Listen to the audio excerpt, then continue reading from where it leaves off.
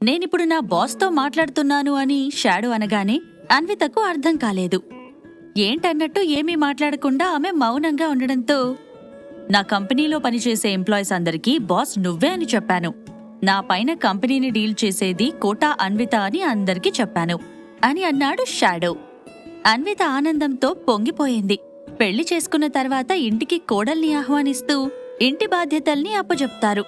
అలాగే షాడో కూడా తన బాస్గా ఎంప్లాయీస్కి పరిచయం చేసి బాధ్యతలను అప్పజెప్పినట్టుగా ఫీల్ అయిన అన్విత, అది సరే కాని నేనిప్పుడు బిజీగా ఉన్నాను, రూమ్కి వచ్చాక అన్నీ మాట్లాడుకుందాం అని నవ్వుతూ చెప్పింది.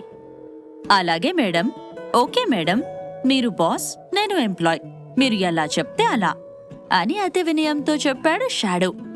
అన్వితకు నవ్వొచ్చింది. అలా నవ్వుతూనే ఫోన్ కట్ చేసి కార్ రైడ్ చేస్తున్న రిషి వైపు తిరిగింది. అప్పుడే కార్ రైడ్ పూర్తి చేసిన రిషి కారును ఆపేసి అందులోంచి బయటికి దూకేసి, హలో దొంగమొహం అని అన్వితను చూస్తూ గట్టిగా అరిచాడు. ఆ పిలుపుతో అన్విత కోపంగా చూసేసరికి ఒక్కసారిగా నాలుక కరుచుకొని, సారీ అన్విత అని పిలిచాడు. ఏంటన్నట్టు అతని దగ్గరికి వెళ్లి ఆమె చూసేసరికి, కార్ రైడ్ చాలా బోరింగ్గా అనిపించింది, ఏదైనా ఎగ్జైట్మెంట్ ఇచ్చే రైడ్ చేయాలి, ఏం చేస్తే బావుంటుంది అని అడిగాడు రిషి. ఏమో నాకేం తెలుసు, నేనేమైనా అమ్యూజ్మెంట్ పార్క్లో వర్క్ చేస్తున్నానా అంటూ ఆమె సీరియస్గా అనడంతో, నువ్వలా సీరియస్గా మాట్లాడితే నేను వెళ్ళిపోతాను, మా నాన్నను మీ కంపెనీలో కార్స్ కొనొద్దని చెప్తాను అని అన్నాడు రిషి. అన్వితకు కోపం వచ్చింది. రిషి వెనక్కి వెళ్లిపోయినా తనకు ప్రాబ్లం లేదు, కానీ ఇప్పుడు తను వెనక్కి వెళ్తే లాస్య అవినాష్లను చూడాల్సి వస్తుందని ఆమె ఆలోచిస్తోంది. దానికన్నా రిషితో పాటు అమ్యూజ్మెంట్ పార్క్ మొత్తం తిరగడమే మంచిదని అనుకుంది. కార్ రైడ్ దగ్గర నుంచి దూరం వచ్చిన రిషి మరొక ఎగ్జైట్మెంట్ రైడ్ కోసం అటు ఇటు చూస్తున్నాడు. అతని పక్కనే అన్విత నడుస్తోంది. అమ్యూజ్మెంట్ పార్క్లో జనాలు ఎక్కువగా ఉండడంతో గోలగోలగా ఉంది. ఆ సమయంలో రిషికి కొద్ది దూరంలో హాంటెడ్ హౌస్ అన్న బోర్డు కనిపించింది. అదేంటని అన్వితను అతను అడిగాడు. హాంటెడ్ హౌస్లోకి వెళ్తే మొత్తం చీకటిగా ఉంటుందని, మధ్యలో కొందరు మనుషులు దయ్యాల మాదిరిగా మేకప్ వేసుకొని భయపెడతారని, చిన్నపిల్లలు అలాంటి హౌస్లోకి వెళ్లకూడదని చెప్పింది అన్విత. మొత్తం విన్నాక, ఇది చాలా ఎగ్జైటింగ్గా ఉంది కదా, మనం హాంటెడ్ హౌస్లోకి వెళ్తున్నాం అని అన్నాడు రిషి. అన్విత ఆశ్చర్యపోయింది. ఆ హౌస్లో నువ్వు ఎక్కువసేపు ఉండలేవు, చాలా భయంకరంగా ఉంటుంది, భయపడతావు, చాలా మంది భయంతో ఏడుస్తారు అని అంది. నేనేమైనా ఆడపిల్లనా ఏడవడానికి? మగాణ్ణి, నేనస్సలు ఏడవను, హౌస్లోకి నువ్వు కూడా వస్తావు కదా, చూడు కావాలంటే అని నమ్మకంగా అన్నాడు రిషి. ఆడపిల్ల మగాడు వంటి మాటలు రిషి మాట్లాడడంతో, నువ్వు ఇంట్లో కూడా ఇలాగే మాట్లాడతావా అని అతన్ని ప్రశ్నించింది అన్విత. అవునన్నట్టు తల ఊపాడు రిషి. అలా మాట్లాడడం కరెక్ట్ కాదని ఆమె చెప్పాలనుకుంది, కానీ రిషికి అమ్మ, నాన్న, అక్క ఉన్నారు. ఇప్పుడు బావ కూడా రాబోతున్నాడు. తనకి ఓ ఫ్యామిలీ ఉంది. ఏదైనా నేర్పాలనుకుంటే వాళ్లే నేర్పుతారు. మళ్ళీ మధ్యలో నేనెందుకు అని మనసులో అనుకుంటూ అతనికి ఏమీ చెప్పకుండా ఉండిపోయింది అన్విత. మాట్లాడుకుంటూ నడుస్తూనే వాళ్ళిద్దరూ హాంటెడ్ హౌస్ దగ్గరికి చేరుకున్నారు. ఇద్దరికి చెరొక టోకెన్ తీసుకుని హౌస్లోకి అడుగుపెట్టారు. హౌస్ మొత్తం చీకటిగా ఉంది. చుట్టుపక్కల నుండి కొంచెం కూడా శబ్దం రావడం లేదు. గుండు సూది పడితే వినిపించేంత నిశ్శబ్దంగా ఉన్న ఆ హాంటెడ్ హౌస్లో ముందుకు వెళ్తున్న కొద్దీ రిషికి భయమేస్తోంది. అన్విత, అన్విత, నీకు భయంగా ఉందా అని అడిగాడు రిషి. హా, చీకటిగా ఉంది కదా, భయమేస్తోంది. మరి నీకు అని అడగడంతో నాకు కూడా అని సమాధానమిచ్చాడు రిషి. అలా అయితే నాతో మాట్లాడుతూ నా వెనకాలే రా, సరేనా అని అన్విత అనడంతో ఓకే అన్నాడు రిషి. ఇద్దరూ ఏదో ఒకటి మాట్లాడుకుంటూ వెళ్తున్న సమయంలో నిశ్శబ్దంగా ఉన్న ఆ హౌస్లో సడన్గా ఒక పిల్లి అరుపు వినిపించింది. ఆ వెంటనే కుక్కలు మురుగుతున్నట్టు వినిపించసాగింది. ఆ శబ్దాలకు భయపడి రిషి వణికిపోసాగాడు.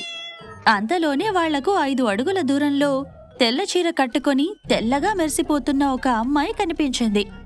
వెంటనే అన్విత, అన్విత అంటూ అరవడం మొదలుపెట్టాడు రిషి. దయ్యమొస్తుందన్విత, ప్లీజ్ సేవ్ మీ అని అరుస్తున్నాడు రిషి. వాళ్ళంతా మనుషులే రిషి, నువ్వేమీ భయపడకు, జస్ట్ వాళ్ళు దయ్యంలో గెటప్ వేసుకున్నారు అంతే అంటూ తెల్ల చీర కట్టుకుని దయ్యంలా భయపెడుతున్న అమ్మాయి వైపు చూసింది అన్విత. అప్పుడే అమాంతం తెల్ల చీర కాస్త ఎరుపు రంగులోకి మారిపోయింది. క్షణం పాటు అన్వితకు ఏమీ అర్థం కాలేదు. పైనుంచి పడుతున్న లైట్ కారణంగా ఆమె కట్టుకున్న చీర ఎర్రగా కనిపిస్తోందని కొన్ని సెకండ్ల తర్వాత ఆమెకు తెలిసింది. ఇటువైపు రిషి మాత్రం విపరీతంగా భయపడిపోయాడు. తన కళ్ల ముందే చీర రంగు మారిపోవడంతో ఒక్కసారిగా అతని గుండెలో దడ పెరిగిపోయింది. అమ్మో, దయ్యం! నేనిక్కడుండలేను, వెనక్కి వెళ్ళిపోతున్నాను అంటూ వేగంగా పరిగెత్తాడు రిషి. చీకట్లో రిషి కనిపించకపోయినా అతడి అడుగుల చప్పుడు వినిపిస్తూనే ఉండడంతో ఆగు రిషి, ఆగు అంటూ అన్విత అరుస్తూనే ఉంది. అయినా అవేమీ పట్టించుకోకుండా హాంటెడ్ హౌస్ నుండి బయటికి వెళ్లాలని పరుగు తీశాడు. అతని అడుగుల చప్పుడు దూరమైపోయాక ఇక అరవడం మానేసిన అన్విత దయ్యంలా భయపెడుతున్న అమ్మాయి వైపు తిరిగి, ఎక్స్క్యూజ్ మీ, ఈ హౌస్ నుండి బయటపడాలంటే ఎటువైపు వెళ్ళాలి? చీకట్లో నేనెటువైపు నుంచి వచ్చానో కూడా నాకు తెలియడం లేదు అని అడిగింది. ఆ మాటలకు కోపం తెచ్చుకున్న ఆ అమ్మాయి, నీకేమైనా బుద్ధుందా? చిన్నపిల్లలను హాంటెడ్ హౌస్లోకి తీసుకురావద్దని తెలియదా?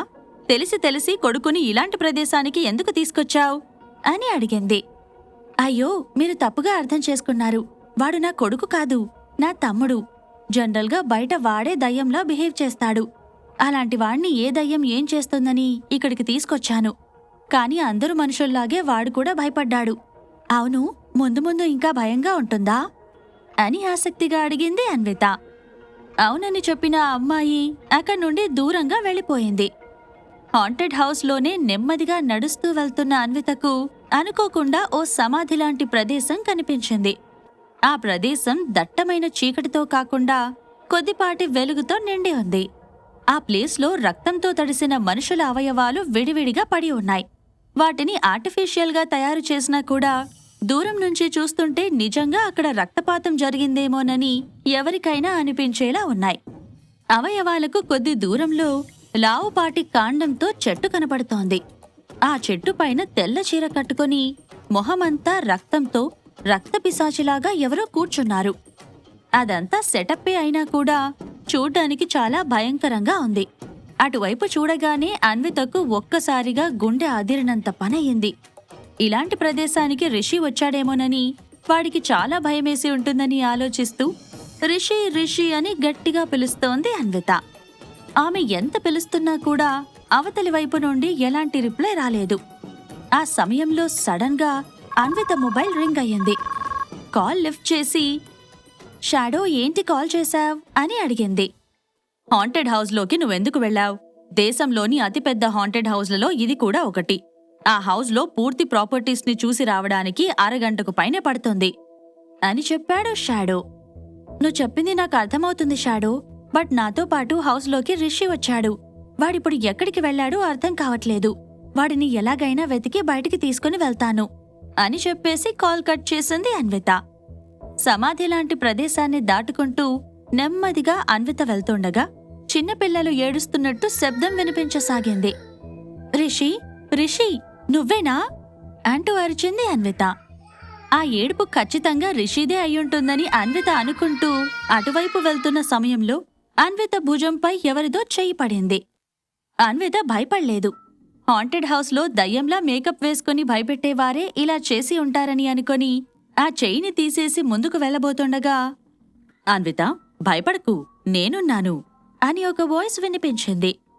ఆ వాయిస్ అవినాష్ దని గుర్తుపట్టిన అన్విత వెనక్కి తిరిగి, నా గురించి నువ్వు అంతలా పట్టించుకోవాల్సిన అవసరం లేదు అవినాష్. నీ దృష్టి మొత్తం లాస్య మీద పెట్టు. అసలే తనకు చాలా భయం. చిన్నప్పుడు హారర్ సినిమా చూసిన ప్రతిసారి నా పక్కనే పడుకునేది. అలాంటిది ఇప్పుడు పూర్తిగా మారిపోయిందనుకో అని అంది అన్విత. అవినాష్కి చిరాకుగా అనిపించింది. లాస్య గురించి మాట్లాడడం అతనికి ఇష్టం లేదు. లాస్య గురించి తర్వాత మాట్లాడుకుందాం అన్విత. ఇప్పుడు మనం హాంటెడ్ హౌస్ నుంచి తొందరగా బయటికి వెళ్దాం. అసలు అమ్మాయిలు ఈ హౌస్లోకి రాకూడదు అంటూ ఆమె చేయిని పట్టుకుని బయటికి తీసుకొచ్చాడు అవినాష్. ఎందుకు నన్ను లాక్కొచ్చావు? హాంటెడ్ హౌస్లో రిషి తప్పిపోయాడు. వాడు ఎక్కడ చిక్కుకున్నాడో ఏంటో అని అసహనంగా అంది అన్విత. అలాగా, అయితే నేను నీకు హెల్ప్ చేస్తాను అంటూ అవినాష్ మాట్లాడుతుండగా, నేను నీకు ఇంతకు ముందే చెప్పాను, పరాయి వాళ్ల విషయంలో నువ్వు జోక్యం చేసుకోకపోతే చాలా బెటర్. నా ప్రాబ్లమ్స్ నేను సాల్వ్ చేసుకోగలను అని స్ట్రాంగ్గా చెప్పింది అన్విత. అవినాష్కి కోపం వచ్చింది. అన్విత, నీకెన్నిసార్లు చెప్పాను మనం ఇంకా భార్యాభర్తలం, ఆ విషయాన్ని నువ్వు మర్చిపోకపోతే మంచిది అని గుర్తు చేశాడు అవినాష్. నేను కూడా నీకు చాలాసార్లు చెప్పాను, నువ్వు ఎప్పుడైతే విడాకులు కావాలని అడిగావో అప్పుడే నీకు నాకు బంధం తెగిపోయింది. ఇంకొన్ని రోజుల్లో నువ్వు లాస్యను పెళ్లి చేసుకోబోతున్నావు, సో కనీసం తనతోనైనా నిజాయితీగా ఉండు అని చెప్పింది అన్విత. నేను లాస్యను ప్రేమించట్లేదు అన్విత. గతంలో నాకు తనతో అఫైర్ ఉంది, బట్ ఇప్పుడు తనంటే నాకిష్టం లేదు. నిజానికి ఆమెతో పెళ్లి నాకు ఇష్టం లేదు, కానీ నా కంపెనీ ఇన్వెస్ట్మెంట్ కోసం చేసుకోవాలని అనుకుంటున్నాను. రాఘవ్ నీకు చెప్పే ఉంటాడు, లాస్య స్టెప్ ఫాదర్ రాధాకిషన్ చాలా రిచ్ పర్సన్. ఇప్పుడు నేను లాస్యను పెళ్లి చేసుకోకపోతే నా కంపెనీలో కాకుండా వేరే కంపెనీలో ఇన్వెస్ట్ చేస్తాడు. దానివల్ల నా కంపెనీకి నష్టం వస్తుంది. మా తాత ముత్తాతల నుండి మార్కెట్లో ఉన్న నా కంపెనీని నేను నాశనం చేసుకోలేను. అందుకే లాస్య స్టెప్ ఫాదర్ ముందు తనంటే ఇష్టమున్నట్టుగా నటిస్తున్నాను. కొన్ని రోజుల పాటు అలాగే నటిస్తుంటాను అని అన్నాడు అవినాష్. ఆ మాటలకు చిన్నగా నవ్వింది అన్విత. ఎన్ని రోజులు నటిస్తావు? లాస్య మదర్ గురించి నువ్వు తక్కువగా అంచనా వేస్తున్నావు. అనవసరంగా ఏదేదో ఆలోచించి లాస్యను దూరం చేసుకోకు అని చెప్పింది. ఈలోగా అన్విత, నువ్వు మళ్ళీ వచ్చావా అని లాస్య అరుపు గట్టిగా వినిపించింది. ఒక్కసారిగా అన్విత అవినాష్ అటువైపు తిరిగారు. నీకెన్నిసార్లు చెప్పినా అర్థం కాదా? అవినాష్ నాకు కాబోయే మొగుడు, అతన్ని వలలో వేసుకుందామని ట్రై చేస్తున్నావా అంటూ అరుస్తూనే అన్విత అవినాష్ల దగ్గరికి వచ్చిన లాస్య అన్విత చెంప మీద కొట్టాలని చెయ్యెత్తింది. అయితే ఆ చెయ్యి గాల్లోనే ఆగిపోయింది. ఆమె చేతిని పట్టేసుకున్న అవినాష్, ఎందుకు కోపడుతున్నావు, ఏమైంది అని ఆమెను ప్రశ్నించాడు. ఇంకా ఏం కావాలి? నా హస్బెండ్ని సెడ్యూస్ చేయడానికి ట్రై చేసింది, కొంచెం కూడా సిగ్గులేదు దానికి అంటూ పళ్ళు కొరుకుతూ కోపంగా లాస్య అంటుండగా, నీ హస్బెండ్ ఎవరు? మనకింకా పెళ్లి కాలేదు. నేను నీకింతకు ముందే చెప్పాను, అన్వితతో కలిసి ఉండాలని నేను అనుకుంటున్నాను అని అన్నాడు అవినాష్. నువ్వనుకోవడం కాదు, అదంతా దాని ప్లానే. మనమిక్కడికి వచ్చామని తెలిసి మనల్ని ఫాలో అవుతూ కావాలని వచ్చింది. నేనీరోజు దాన్ని వదలను, చంపేస్తాను అంటూ కోప్పడుతూ అన్విత మీదకు వెళ్లబోతుంటే ఆమెను పట్టుకొని ఆపుతున్నాడు అవినాష్. అయినా కూడా లాస్య అరుస్తూ, దాని మాటలు నమ్మకు అవినాష్, అది పెద్ద కిలాడి, అస్సలు చదువుకోలేదు. ఇంట్లో పని మనిషికి ఉండే నాలెడ్జ్ కూడా దానికి లేదు. అలాంటిది ఈ సిటీలోనే మోస్ట్ రిచ్ ఫ్యామిలీలో ఒకటైన మీ ఇంటికి కోడలుగా ఎలా పనికొస్తుంది? నీకు భార్యలా ఎలా సరిపోతుంది? కొంచెమైనా ఆలోచించు. ప్లాన్ ప్రకారమే ఇది నిన్ను పెళ్లి చేసుకుంది అని అంది.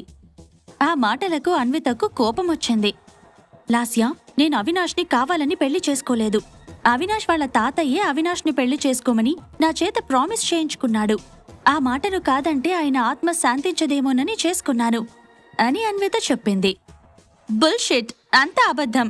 కావాలని ప్లాన్ చేసి అవినాష్కి భార్యగా వచ్చిందే కాకుండా దానికి కారణం తాత మీదికి నెట్టేస్తున్నావా అని కోపంగా అరిచింది లాస్య.